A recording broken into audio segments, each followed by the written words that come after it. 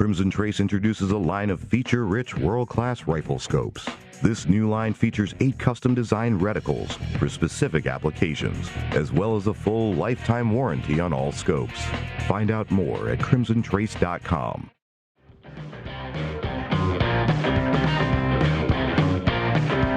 It's Gun Talk. Tom Gresham here. You can join us at 866 Talk Gun. We're talking about guns and shooting and ammo and accessories and anything else. The proper way to store guns, proper way to use guns. Should you have a gun for self-defense? Well, not always. Not for everybody. People always say, well, you want everybody to have a gun. No, I do not. But if you want a gun, we should talk about the proper way to own it, to shoot it, to handle it, to store it, and getting training with it as well. So we will always be talking about that. If you'd like to weigh in on anything, 866 Talk Gun. Getting reports from all over the country. Let's see, Sanford saying, our state instant background check system here in Nevada has closed down. So no background checks are being done right now. One of our local gun stores, as of last week, had a sizable backlog of background checks that haven't been done. We have been here before, friends and neighbors. You remember 10 years ago when you couldn't find guns, you couldn't find ammo on the shelves? After the Obama election, and people panicked and bought everything. And after that all cleared, I kept saying, buy ammo now. It's cheap. Buy stuff now. It's cheap. Something will eventually happen to mess this up, and there will be another run. I hope you were listening. All right, 866 Talk Gun. We talk about training all the time. And, you know, there are a number of good places to go, and you know of certain trainers. But let me just tell you, when trainers talk about trainers, one name that keeps coming back is Tom Givens. Tom joins us right now from Rangemaster Training. Hey, Tom, how are you? I'm just fine. How are you, Tom? Well, I am well, sir. I know you're busy as all get out, so I appreciate us being able to steal a little bit of your time. Has this all this quarantine and everything else, that's probably messing up your training ability these days, doing classes. Yeah, it is. We just today had to reschedule a couple of classes that were set for Texas in about 2 weeks. We had to push them back to the end of June because there might be some travel restrictions and whatnot right now. Right, exactly right. And one of the things I know that you do that people may not be aware of is you do classes for instructors, right, for trainers.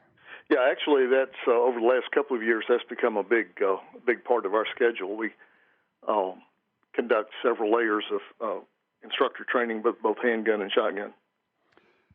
One of my pet peeves, and I just have to get it out there, and I'm not asking you to pick on anybody, but people say, well, you know, he's an NRA certified instructor. And I go, yeah, that's kind of a low bar. I'm just going to tell you, because some of the most dangerous, I will tell you, some of the most dangerous people we have worked with at the range are NRA certified instructors.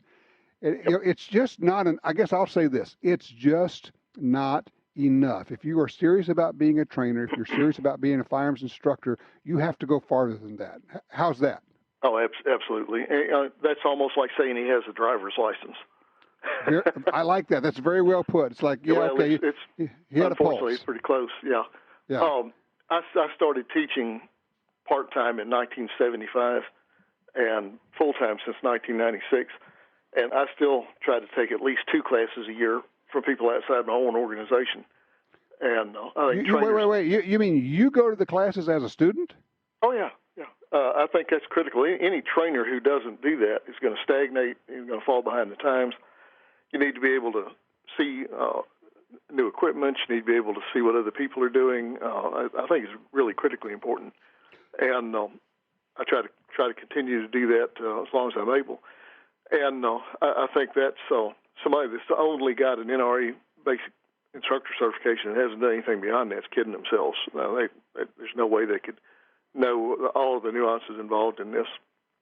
It is, you know, on the one hand, it's fairly simple stuff. On the other hand, it's very involved and very detailed. And part of it is when you, and I know I've seen this so many times, when you, even though as much as you have taught over the decades, you go to a class and maybe you see somebody do something, you go, well, that was interesting. The way that he or she made that point or handled that student or did that one thing. And, you know, sometimes if you only get one thing like that out of a class, it's worthwhile. Oh, absolutely. If I get one nugget, one new phrase, one new drill, I consider the class to be worth the time. Just a few weeks ago, I took one of Dave Spalding's classes, which is something been on my list for a long time. Yep. And picked up a couple of things that the way Dave explained certain things. For one thing, one reason I wanted to take his class, I had seen a translated version of some of his pistol manipulations, and I wanted to see if that's really what Dave taught or not. Of course, it was not. So yeah. I wanted to see. Somebody said, well, I can't believe he did this. And then you go to him and you go, yeah, he doesn't do that. That's why. He doesn't do that, yeah. So, that was one of the main reasons I wanted to take his class. I had seen so many people translate his material incorrectly. I said, well, let me just go straight to the source. I'll see what Dave does. And that was rather enlightening. He has an interesting way of putting things, explaining things. I'm sorry, go ahead. He looks like my anorexic little brother. We pretty similar physically except for size, and pretty similar doctrine-wise except for a few minor quibbles. And the thing is, we're both right. The way he does it works. The way I do it works. So we're both right. You know what I like about Dave when you're in a class with him or you're shooting with him? He is always asking why. Right. Why are you doing it that way? Why do we do it that way? Is that the best way? Everybody says, well, rack and slide this way is the way to go. He says, really? Well, let's try it the other way. Is there a way that this might work better?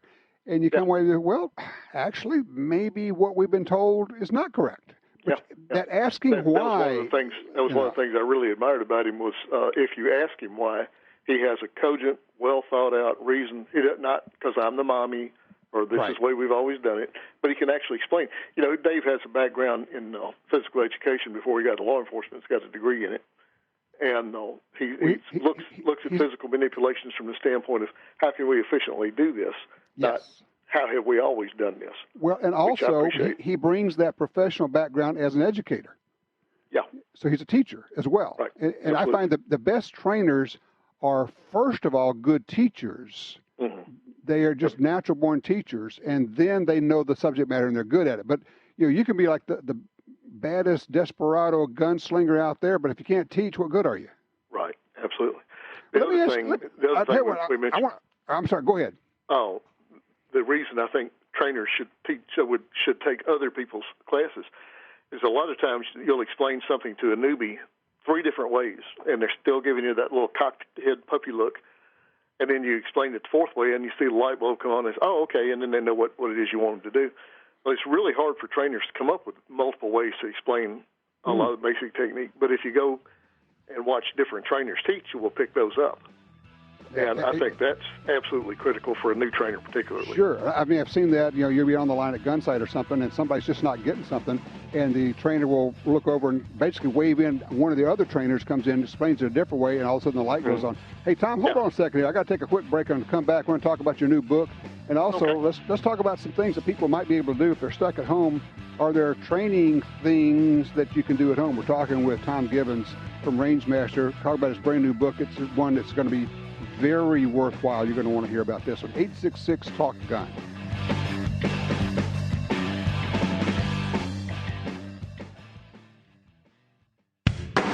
The Smith & Wesson M&P 380 Shield EZ pistol revolutionized personal protection with its easy-to-use design. Now, enter the M&P Shield EZ in 9mm. Built for personal and home protection, the Smith & Wesson M&P 9 Shield EZ pistol features the same easy-to-rack, easy-to-load, and easy-to-shoot design of the M&P Shield EZ series. Available at a retailer near you. Find out more at smith-wesson.com.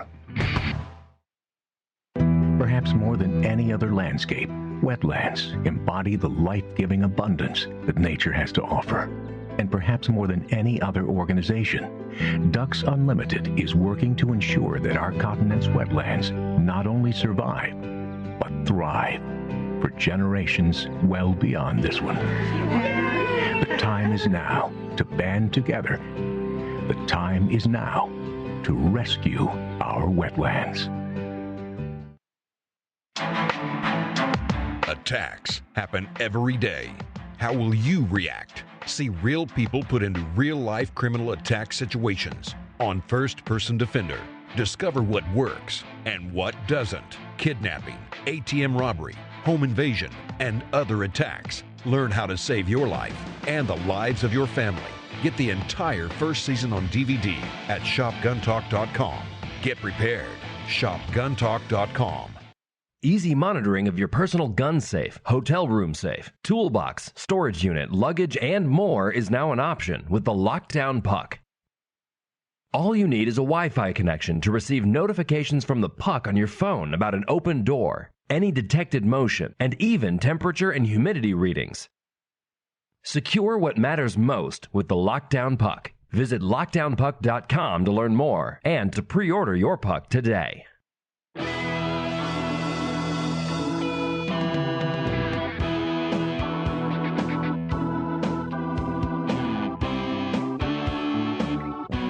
talking with Tom Gibbons, noted firearms instructor, self-defense instructor. We're not talking about, sporting clays here. We're talking about, how to use a gun to protect yourself and your family. Tom, an awful lot of people right now are thinking about that, who should have been thinking about it all along, but over the last 2 weeks, they've kind of had that aha moment and going, oh, wow, some of the police departments are saying we can't really roll out for everything, and some of the politicians are actually releasing people from jail at the same time there are fewer police out there. So, the average person's going, huh. Now, a lot of us are going, yeah, we knew that. That's not news to us. But, you got a lot of people who are brand new to this, which kind of brings me to your brand new book, Conceal Carry Class, the ABCs of Self-Defense Tools and Tactics. Very cool. Well, thank you. Why? I mean, obviously there are a lot of books out there. Why this book? Well, I actually put this together as sort of a one-stop shop for newer people that are getting into this. There's right at 19 million people with a carry permit in the U.S. now, plus 16 states that don't require a permit to carry. Right. If you told me 40 years ago we have a third of the states that allowed permitless carry, I'd have thought you were nuts. I know. But we have that now. So we have an awful lot of newbies out there. And, there's tons and tons of information on the Internet and other sources, but unfortunately an awful lot of it's bull. So I put this together to try to be a single source for these new people to try to get them started off on the right foot. Of the 30 chapters, some are about legal issues, some are about mental issues, some are about equipment, some are about technique. So hopefully the chapters on safety and basic tactics and whatnot could avoid a tragedy in the home from not knowing what to do and how to do it. That's where I was going to go. If somebody is like, they just went out and bought a gun in the last 2 weeks so they could have a gun for self-defense, they don't really know much about it, I would advise them to, use the Amazon Prime feature and get it there in 2 days. The book is called Conceal Carry Class, the ABCs of Self-Defense Tools and Tactics. There's also a downloadable PDF version of it on Amazon or from Gun Digest Books as well.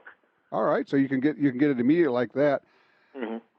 One of the things that we tend to be concerned with, people say, well, aren't you worried about people who are buying guns, they don't have any background? I go, well, yes and no is kind of my answer. Is yes, I always want people to get training so they will be safer. And no, it doesn't worry me that much because, it is a right and you should be able to buy your gun. But to those people who might be doing this, this is not simple. There's a lot of steps involved, and it's easy to make a mistake, and it's easy to screw this stuff up. And yet, at the same time, Tom, wouldn't you think that it can be explained fairly simply in terms of the very basics of storing a gun safely, handling a gun safely, that type of thing?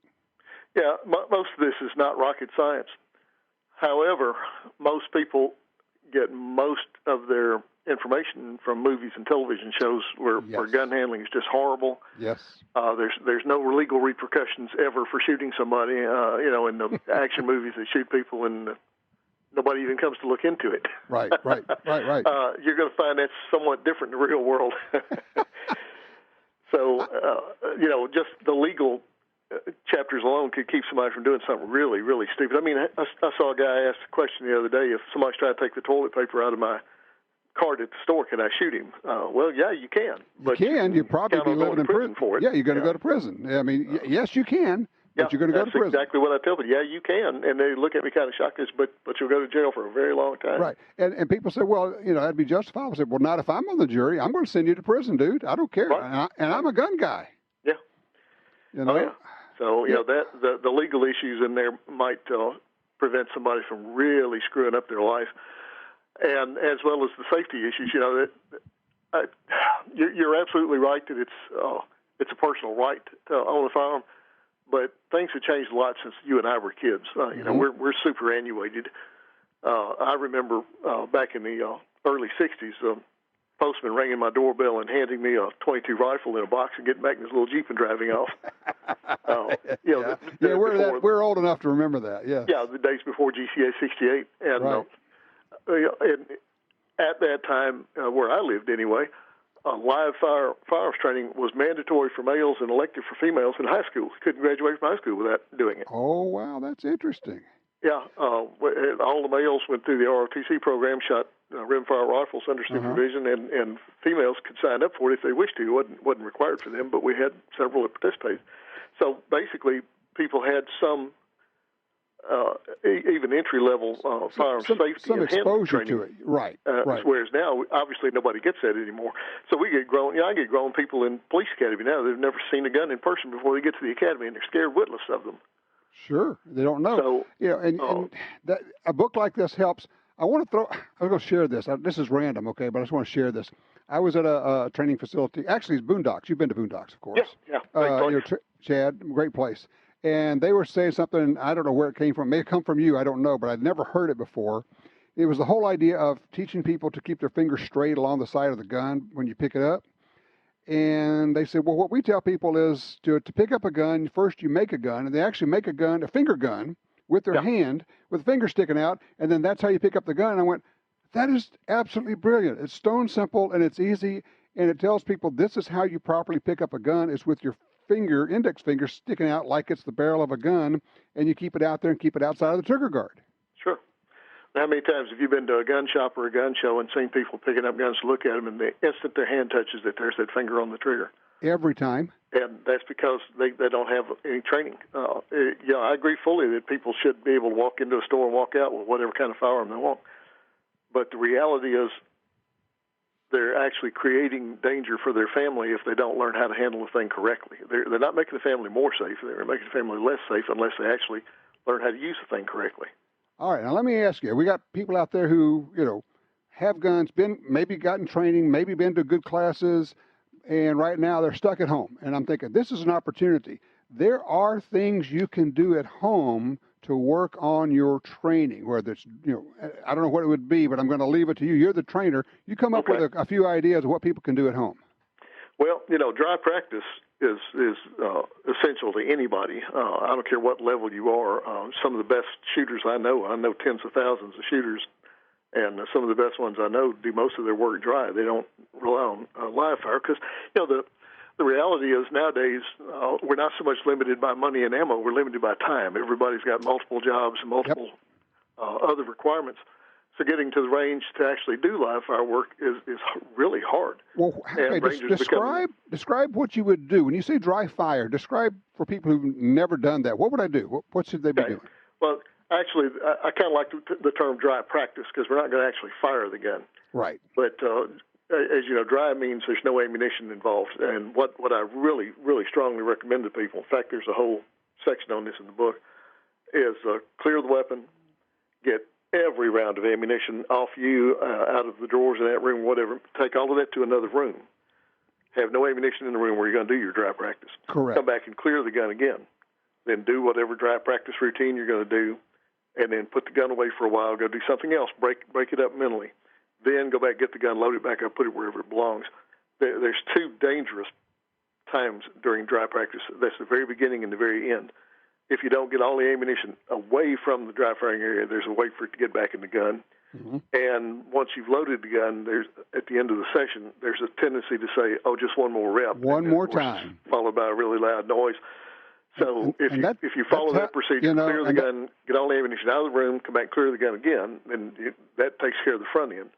That's how we lose good televisions. Yeah, and then if you stop and say, okay, the session's over, put the gun down, go in another room, do something else, come back later, load the gun, put it back in your holster, back in the nightstand, whatever it is you do with it. So that's the first step, is learning to do this safely. We're going to be manipulating the gun in your own home. As you know, darn near anything in your home that's bulletproof. drywall bullets just sail through like it's not there. So we don't want to be triggering off rounds in the house. So the first thing is clear it correctly, get all the ammunition out of the room, and then when the session's over, stop, go do something else so that your brain comprehends, yep, that session's over. That's the first thing. Next, what do you work on? Well, here's something that baffles me that people don't seem to figure out on their own. If you carry a gun for personal self-defense, if you have to use it to defend your life, you may or may not have to shoot it. You may or may not have to reload it. You may or may not have to fix a malfunction. But I can guarantee you're going to have to get it out. And if you get it out, what are you going to have to do with it? At some point, you have to put it back. Right. And as you know, drawing a gun is not nearly as hazardous as the untrained think it is. Putting the gun back in the holster is the most dangerous thing we do with them. Yeah, especially the speed holstering deal that people tend to do. Yeah, I hate to see that. That's one of my pet things. But holstering correctly needs to become an absolute habit so that if you do have to pull your gun for real, you're going to be hyper-adrenalized and shaky, and putting the gun back in the holster became even more dangerous. So we want to make sure that we habituate doing that correctly. So I would suggest spending a good bit of time working on your presentation of the pistol and holstering it safely, which we can be doing at home perfectly safely and without any expense or travel or ammunition even. So every dry fire or dry practice session should include working from the holster, in my opinion, because drawing and you don't have to be doing it fast. You can work on this stuff, do it slow, make sure you're getting it right. Tom, I'm gonna be out of time. I know what I'm gonna do is drive them back to your new book. I'm just gonna recommend this. It's called Concealed Carry Class: The ABCs of Self-Defense Tools and Tactics. I know it's on Amazon. I think you said it's on some other place as well. Gun Digest Books is the publisher, so if you just go to gundigeststore.com, you can buy it directly from them. The price is about the same either way. There you go. And if people are interested in taking a class with you, is the Rangemaster site still the best place to look? Yep, rangemaster.com. Real simple. Real simple, rangemaster.com. Tom Gibbons, I'm telling you, he's the guru. He's the one that trainers look to. Thank you for your time. I appreciate it so much. Glad to be here. All righty, you take care. Yeah, if you want some serious instruction and find out where Tom's going to be, get yourself there. All right, 866-TALK-GUN. That'll get you in here. Do you do any kind of dry fire, dry practice? What do you do during your downtime right now? Let's talk.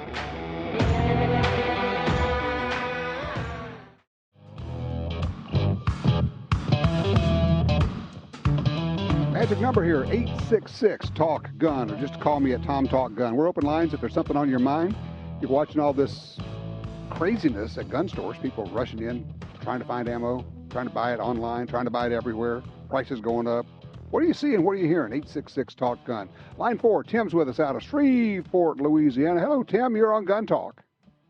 Thanks for taking my call. I'll make this as short and sweet as I can. Okay. I had, as a comment, I had made a unusual experiment on a piece of land. We had the timber cleared away. I took a piece of wood, stuck it on the stump, went 10 paces back with 3 different calibers of handguns. That's standard ammunition, 9mm, 357 Magnum, and 45 automatic.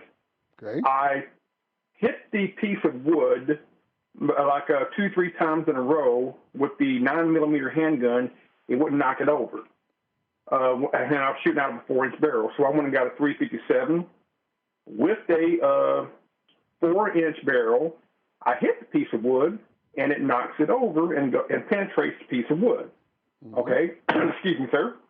Then I remember something about the power factor of the 45 automatic being superior to the 357 Magnum. I went and retrieved the 45 automatic, and I stuck the piece of wood back up on the stump, and I hit it again with the 45 automatic, and it knocked it over. It didn't have the speed or the what you would call the foot-pound energy of the 357. But it was able to knock the piece of wood over, and it didn't penetrate, but it had made a wider hole. So I'm just putting that out there for you. If somebody likes 9mm, with today's new 9mm, they have a better range of ammunition to use. But some people may want to prefer a 45 automatic for a main carry gun, maybe a 9mm for backup. All right, let me give you my thoughts on that. I think that's an important test if your goal is to knock wood off a stump. Okay. But that's all it is. I mean, and look, there actually is a game out there, a shooting competition where they knock bowling pins off of a table, and for that game, this matters. I mean, the guy that I think the first time the guy who won it blew them all out with a 44 Magnum, shooting it quickly. But here's the thing. Here's what you got to understand. You're kind of doing a transfer of energy when you're trying to knock a piece of wood off of a table. Transfer of energy is not what we're looking for when we're trying to defend ourselves. We're looking to do maximum tissue damage. That's not done necessarily. It's connected, but it's not done necessarily by transfer of energy. It's done by penetration and wound channel.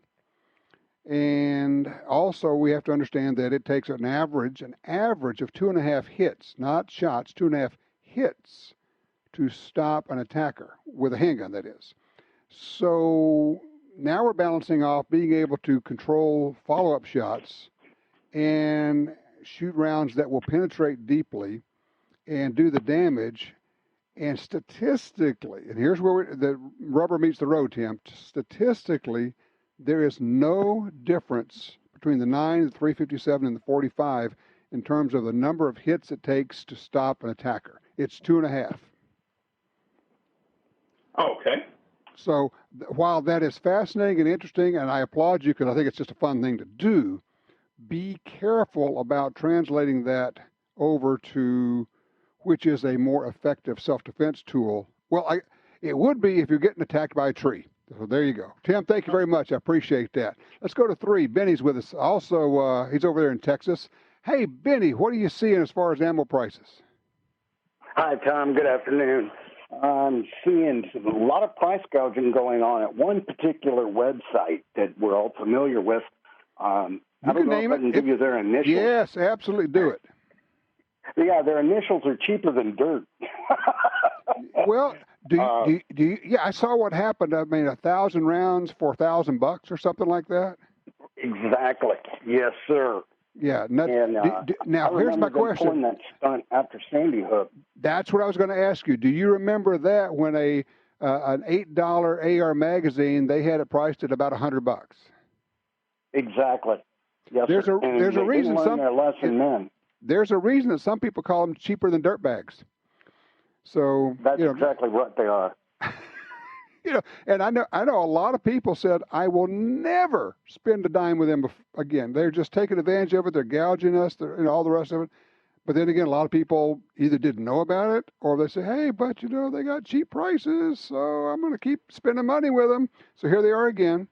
It's funny. I saw that. I went, oh, wow, they're doing it again.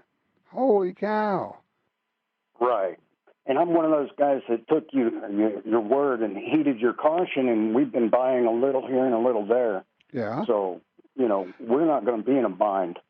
And when you do it that way, it doesn't hurt. I mean, if over the course of 3, 4, 5 years, if you buy a box a month, and I mean, beyond what you're shooting, just, to put that part away, you turn around and you go, well, look at there. We've got 2,000 rounds. I think we're good.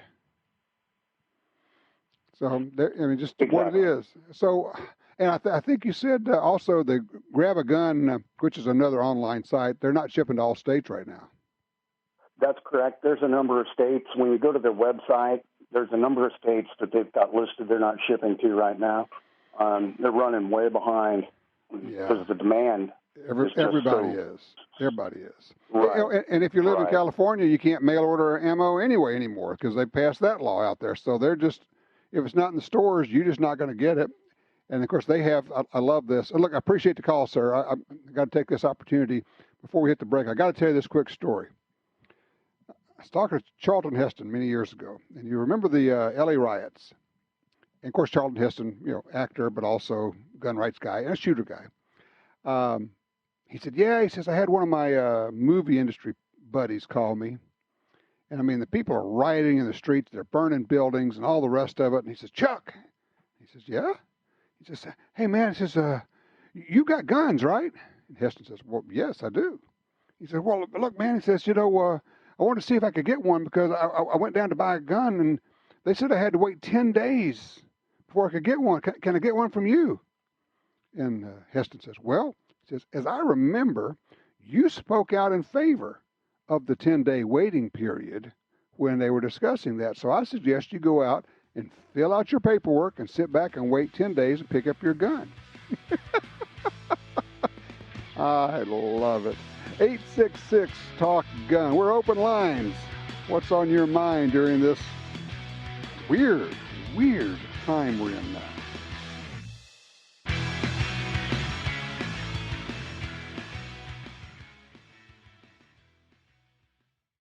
When the U.S. military's elite units and law enforcement agencies across the globe demanded innovation and reliability, they didn't settle. They chose Sig Sauer.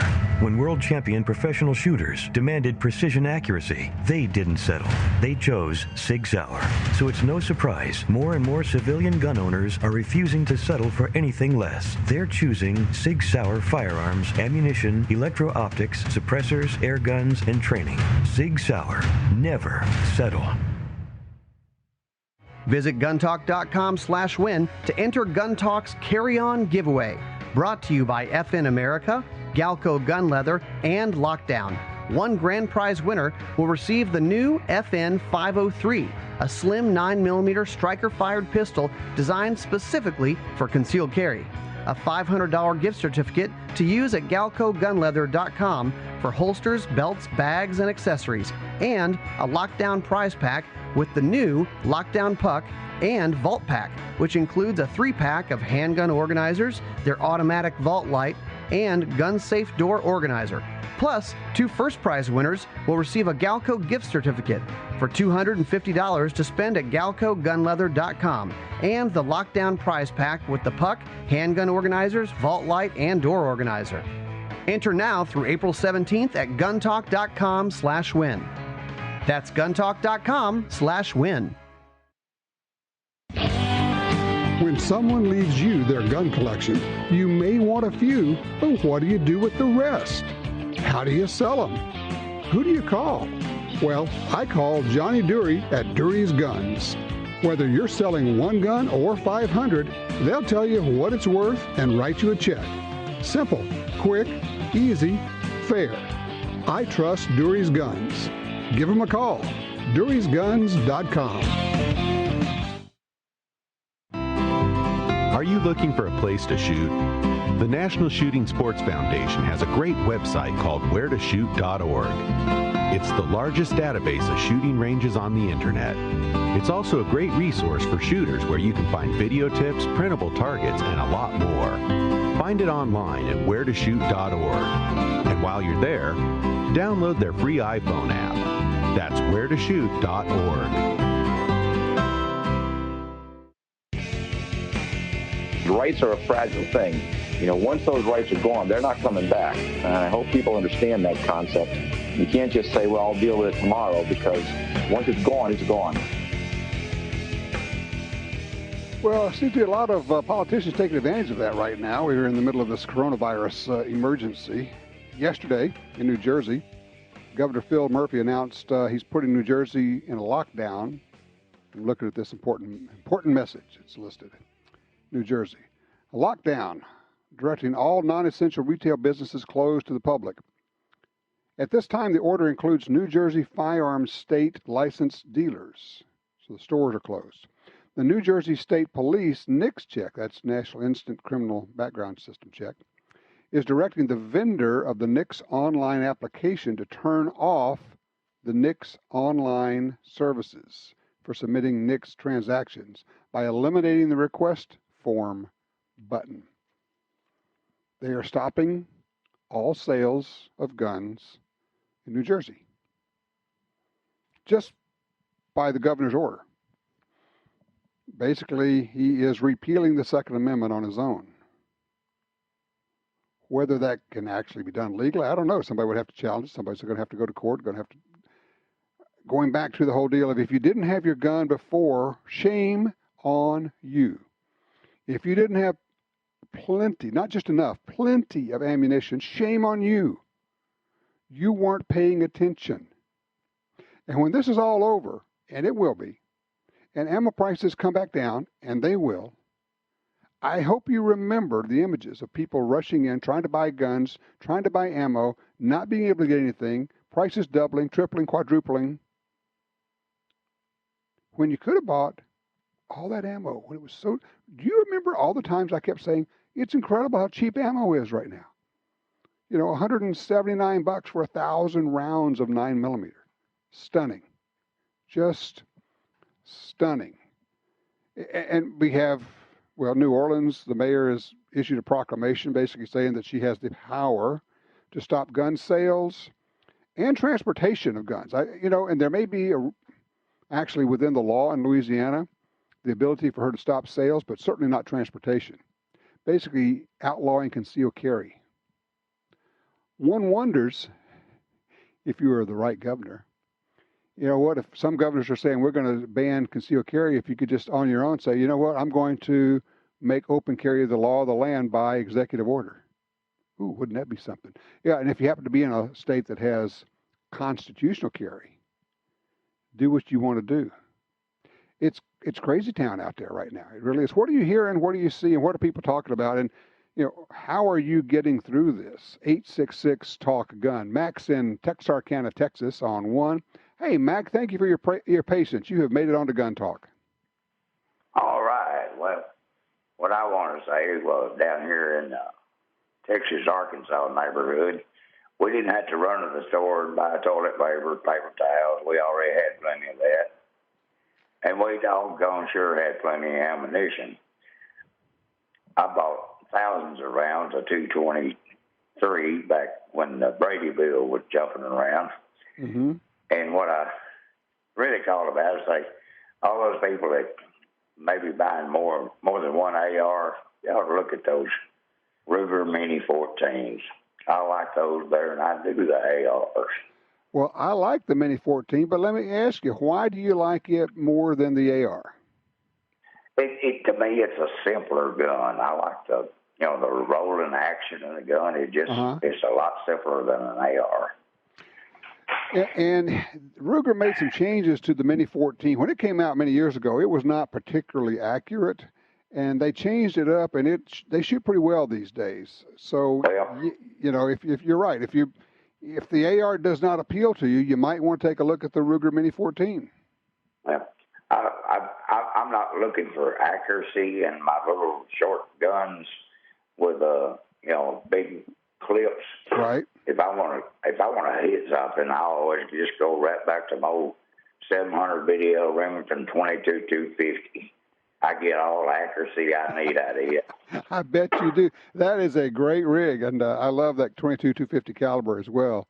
But yeah, good information. Thank you, sir. I appreciate that. Yeah, in a lot of places, people are not needing to rush around because they had the foresight to buy.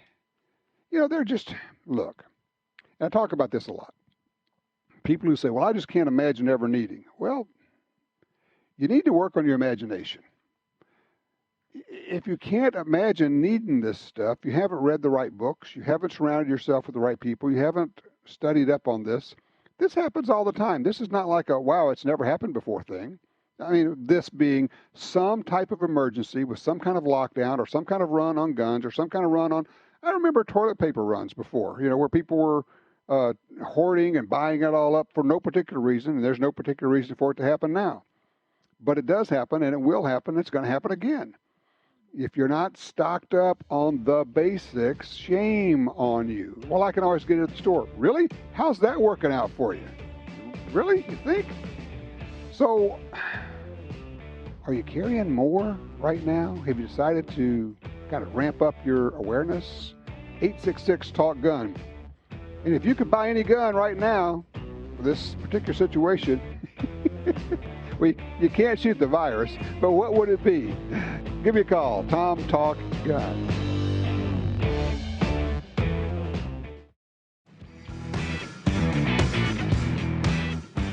Alrighty, Tom Gresham here, 866-TALK-GUN. A gun company has gone out of business. Or at least it's closed its doors, maybe doing reorganization. You may have heard of the Montana Rifle Company. They made a really nice, kind of a replica of their Winchester Model 70. and they make little small actions, and they're very nice guns, but they just couldn't find traction. They were named the NRA Gun of the Year in 2016. I think also in 2018. They produced some limited editions of different guns, Montana Rifle Company, but they are closing their doors pending fiscal restructuring is what they're calling it. Interesting. Let's see. Oh, yes, this was typical. Joe Biden. Just lies. When he was debating Bernie Sanders, which nobody watched, one of the things he kept saying was that Bernie Sanders, quote, is one of the few Democrats I know who voted to exempt the gun industry from being able to be sued. We should be able to sue drug companies. We should be able to sue tobacco companies. We cannot sue the gun makers because he voted for that years ago. Well, Joe Biden knows that's a lie. It's not even a mistake. It's just a lie. Let me go over this again, because this is something you hear all the time. The gun control crowd, the gun ban lobby says, well, you can't sue gun companies. They have this law. No, it's not true. You most certainly can sue a gun company. If they make a defective product, you can sue them. All the laws apply, just like they do to any other industry. The only thing that is different is some years ago, Congress passed a law that said you cannot sue a gun company to try to hold them responsible for the misuse of their product. Think about that. If they make a product that is not defective, that is, it works as it's supposed to, and somebody goes out and misuses it, and the reason this law was passed, the reason that gun makers got this protection was because there was an organized effort by the gun ban lobby. They had 30 lawsuits going. Individual cities around the country had filed lawsuits to hold the gun companies, the gun industry, responsible for crime committed with guns. Think about that. These are the same companies that are making guns for the police and the military, but yet they wanted to hold them responsible for crimes committed with their guns.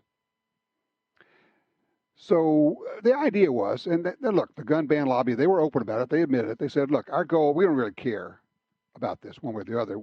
Our goal is to put the gun industry out of business, to crush the gun industry, where nobody would be making guns in America. That's the goal. And they just said it. And they said, we believe they are not big enough to withstand the legal expense of this. As a result of all those lawsuits, the gun industry came together in a way it never had before. It cost them $200 million to defend themselves in court. $200 million. The result of it all is the gun industry won all the lawsuits, did not lose a single one, and then Congress passed a law that said, okay, no. If you want gun control, you got to come through the legislative process. You can't go to the courts and sue them out of existence. And so, no. But Joe Biden knows this.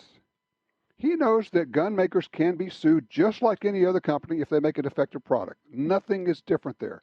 The only difference is this is like suing Ford because a drunk driver used a Ford in an accident and killed somebody. Everybody would say, well, that's nuts. That doesn't make any sense. That's exactly what these guys were doing. And so that's what the Protection and Lawful Commerce in Arms Act was about. Joe Biden knows it. Joe Biden lies about it. But, well, frankly, he thinks he can get away with it, probably because he can, because the media covers for him, and the gun ban lobby keeps spreading the same lie. Now you know the difference. Now it's your job to make sure that everybody else knows the difference if that ever comes up. In fact, find a way to bring it up in conversation. 866-TALK-GUN. We're open lines. Give me a holler. Let's talk guns.